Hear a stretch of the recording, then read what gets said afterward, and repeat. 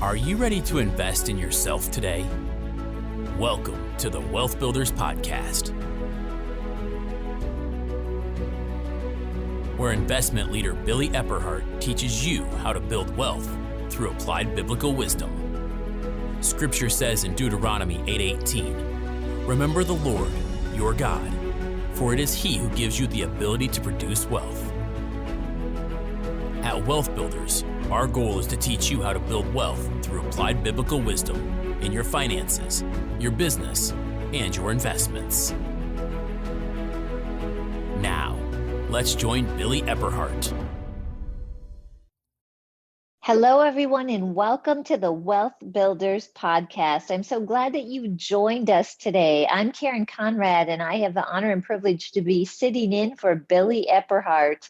And those of you that have been listening to the Wealth Builders Podcast, you know that Billy and Becky have created Wealth Builders to help you and to help me to be successful.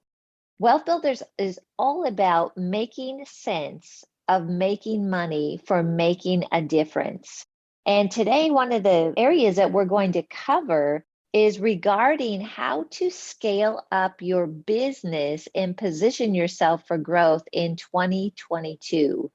We know that God intends for us to be profitable and to have growth. And there are three keys that we're going to be covering today. And I'll tell you, it's going to be a power-packed episode. And so you might want to get a pen out and notes, or you can always go to wealthbuilders.org. And we've got a free download that gives you an outline of things, because I've got a lot of content that I want to share with you that's going to help you, three things to help you to scale your business in 2022. So let's just jump right in. Number one is to be aware that growth often requires you to make a significant change. And that change is in your culture. This is a whole teaching really in itself, but I want to give you a few things to consider. When you have made the decision that you're going to scale up your business, that you're going to follow that growth pattern in 2022, there's a lot of things within your organization and people that are going to have to change and do things differently. And when we go into that decision and as we look forward, communication to your employees, to your contractors, or the people that work around you is really important to help them prepare their mind really for that growth, but also to equip them with some practical things that's going to help you to shift that culture from one of maybe a mom and pop shop to one that is really scalable and duplicatable. So here are some things that I want you to consider. First of all, Paul Milligan says this, and it's really stuck with me. Other leaders have said it too, but he always reminded us that when he was a CEO, actually, I should give you some reference of Andrew Womack Ministries. And of course, Billy is the CEO of Andrew Womack Ministries today, two amazing leaders back to back for that ministry. But he would remind us on the leadership team that culture always trumps vision. And that was interesting to me because we communicate vision, we say what we're all about. But if we don't move people along in the culture of the organization, that culture is going to stop the vision from actually being revealed or being successfully brought to reality. And that happens because we might put a new vision out there, but if we don't work with the people that we're depending on to carry out that vision and help them to know how to function and how to be successful in this new growth world that we've got, that we want to go into, they are going to continue to do things the way they've always done. And a matter of fact, a lot of times when people aren't prepared, or maybe you've got people that are not in the right position, they can actually be resistant to the changes necessary or the change in culture to bring your organization to that place where you are ready to grow. So here's some things to think about. You are shifting priorities for most people in the company. right? So if you're changing from an organization that has functioned a certain way and all at once you want to scale up, that changes people's priorities. So it has to be clearly communicated and measured so everyone is moving in the same direction. You're stretching people to do more than what they are used to doing. We've actually experienced this in an organization that I lead where we've taken on a different model of revenue. You know, sometimes with your organization, you have to take a look at things and decide if you want to go to the next level, what are the revenue streams that you want to either add on or maybe leverage, maybe increase to bring that increase. Because when we scale up, when we position ourselves for growth, oftentimes our infrastructure or our cost to do operations, maybe you bring employees in, grows. And so we have to match and exceed the revenue to be able to support that growth.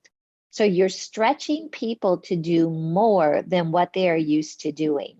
Some people don't like that.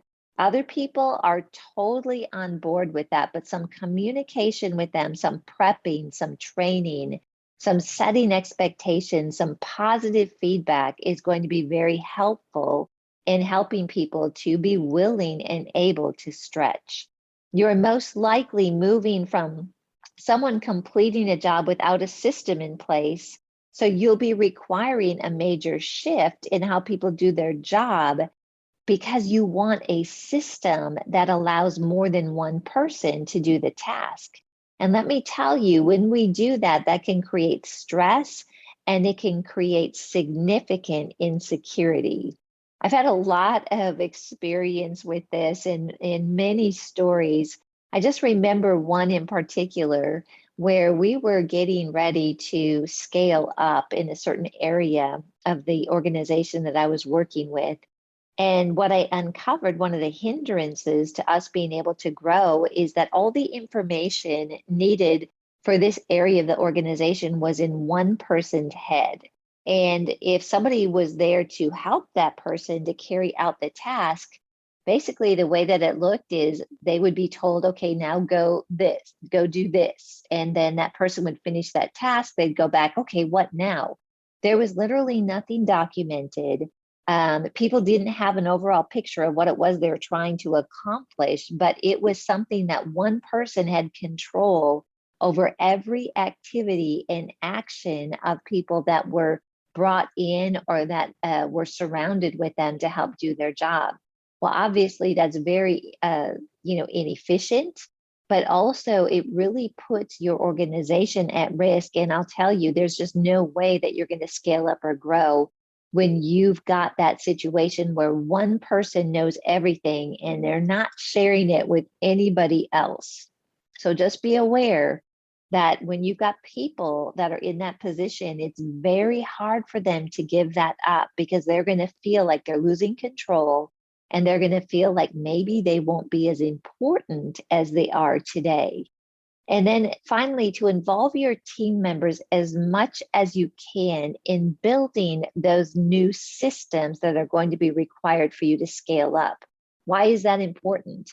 You want to determine and see who in your organization is trainable or is actually willing to grow and get their input so that you've got buy-in, which helps support with peers. The peer influence is really our best way to be able to influence people in our organization. But also, you and I as leaders aren't in there doing the job every day, but our team members are. And so we would be losing very valuable, critical information if we didn't take time to talk to people that are doing the job currently and bring them into the process to help us build systems to help us go to the next level. All right, number 2 is to always think systems. And I've touched on this, but I want to go a little bit more in depth. When we think about being able to do multiple things, being able to scale up, we realize that unless we document what we're doing, it's very difficult to not be on site and really right next to the person that's carrying out the duties that we ourselves are really hoping to be able to have somebody else do. So one of the things that I do when I go into an organization, or start with a new team is I encourage the team members to document the steps that they are taking as they go along. For example, one of the organizations I'm working with in the donor development team, I found out nothing was documented in a very key area of the organization. In addition to that, we were very dependent on one person and then someone else, a second person that was a backup or sort of an assistant. And the assistant ended up having some health issues, having COVID at one point, and they were out of the office without any sort of warning. And so all the work piled up on this one leader in that area. And I realized at that point, like, wow, we are completely dependent on two people to carry out a very critical function in the organization. So I had another team member come alongside to help. And one of the first things that I asked them to do was to, in the training process, while the leader was communicating to this new person what to do, I said, I want you to document everything that you talk about. I don't care if it's in a rough format. I don't care if it's handwritten, whatever it is, I want you to document it. And then at that point, I was able to hand it off to an administrative person that could take that. And I had already built templates for us in the department to put in our procedures and policies. And so we just took that template and from this training situation, documented things, and then we were able to put it in what we use SharePoint with that organization. Well, I recently hired another person to come onto that team because we've seen such growth. We've actually seen double and triple the volume over the last 2 to 3 years. And so when that person came in, I had asked this team to document what they did. So now when I have a new hire, I'm able to just leverage what we documented and be able to bring them on board and get them up to speed with less frustration much quicker. So why is it important to document these things as you go? Well, you're in the moment. This is where you're actually working through the details. And it's sort of like when you buy a house and you say, hey, I'm going to finish the basement later. And that basement never comes unless you get to the point where you're selling the house. It's like, oh my goodness, we got to finish that basement. I say that's kind of an inside joke because I did that twice in a row before I kind of figured that out. Actually, 3 times before I figured that one out. But it's very similar. It's a good analogy for us to use in what I'm talking about. Because as you go through the process, it doesn't take that much more time. Hey, let's do it now. Let's take the extra 2 or 3 minutes during the discussion of this process and actually write down what we're doing. In addition, it's helpful because as the person is learning, they don't have to sit and think about like, what did that person say?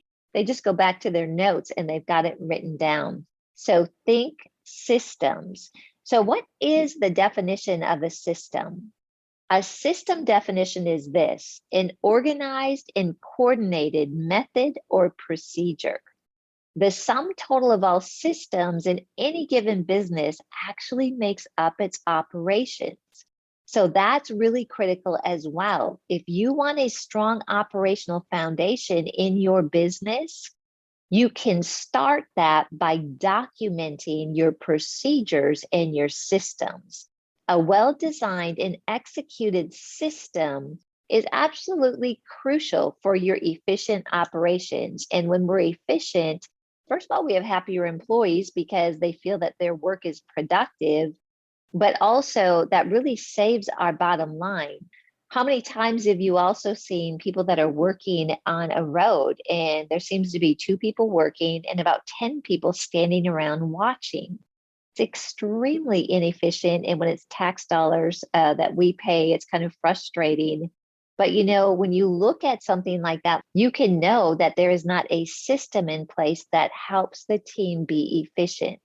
So as frustrating as that can be, when we walk into a place of business, really the responsibility for that lands on us as leaders in those organizations to make sure that our employees know what's expected of them.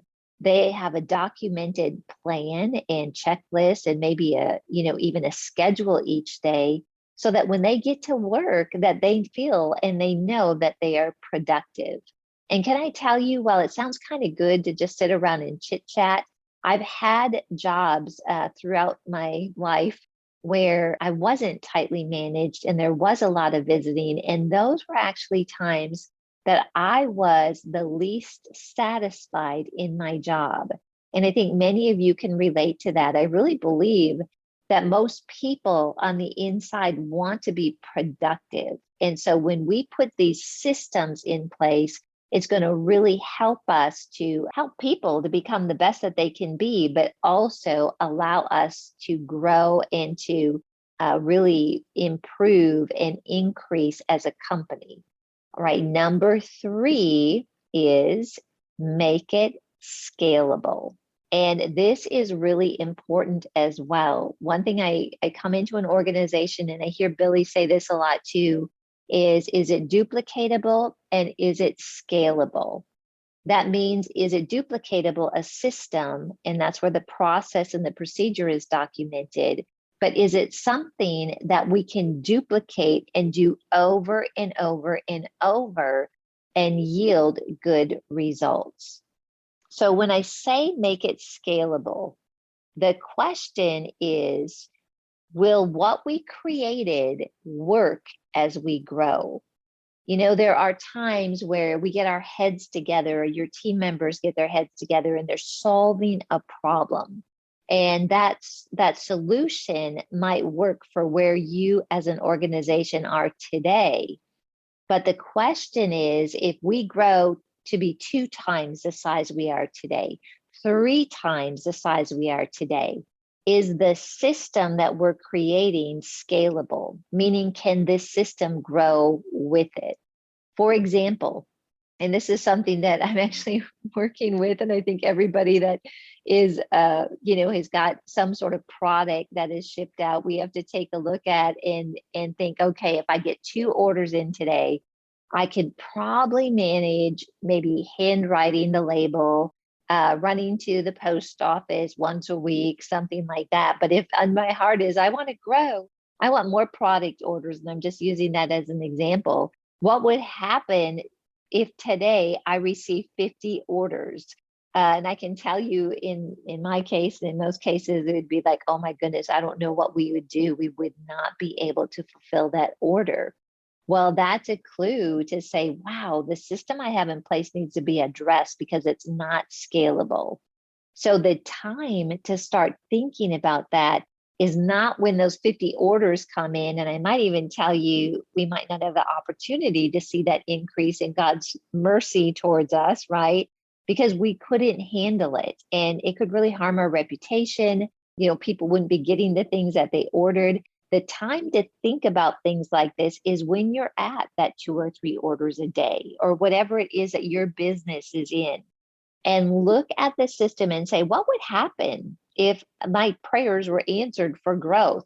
And if the answer is, oh my goodness, we would crash and burn, that's a great time for you to say, okay, let's take the time now and think through how we can improve this system so it's actually scalable.